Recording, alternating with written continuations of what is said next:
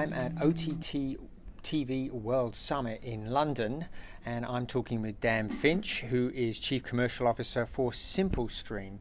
And Simplestream, of course, is helping people with content get that content online in services, right? That's right, yeah. So I wanted to talk to you, Dan.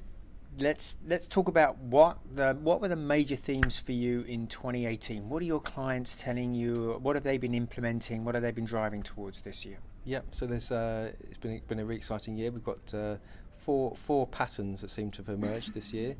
I think the first one is certainly free-to-air broadcasters are looking for greater distribution now, and looking to stream their content to the more sort of nascent devices like Apple TV, Roku. So that's getting now a good adoption in the UK market.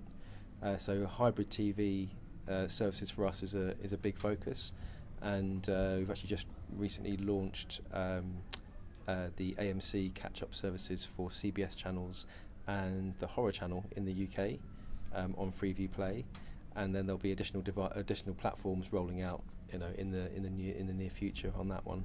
Right. And then the other aspect is traditionally we've done a sort of live to VOD workflow for 7 days, but we're also now doing asset-based workflow, which allows a broadcaster to really get their content onto as many devices as possible, and then doing new ad insertion technologies to monetize the content further.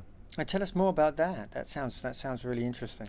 Yeah, it's great. So as the content is delivered to the playout provider, we get the same content in the same format, and that is then transcoded into the different profiles you need to be across the different devices.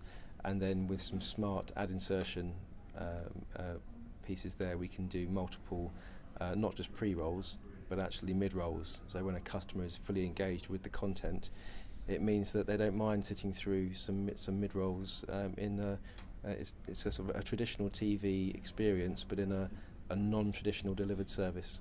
So that actually brings a lot of benefits to a broadcaster, right? Because, first benefit is they can sell a completely different ad load into the online service, right? Yeah. Then they're actually getting real-time data. Yeah. Really detailed data, which they aren't able to get with the broadcast. No, exactly. So up until a few years ago, it's always been living in a more sort of linear world, and now the data that you then get back on a sort of a per user basis by device and program content, it sort of helps to shape not just their marketing strategy, but actually their content acquisition strategy as well. Yeah. So for the content that is working really well, then perhaps they want to buy more of that content, and they get to build up a really nice user profile of their end users.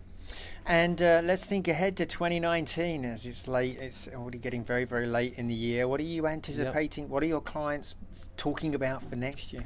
So I think there'll be more hybrid TV services coming down the pipeline. I think that the success we've had with our VOD-in-a-box product will be accelerated, and we've added some new features and functionality, download to device, single sign-on, so you can do pause and resume. I think that's very important in the emerging markets. So we've really identified markets like Africa. We spent some time down there this year.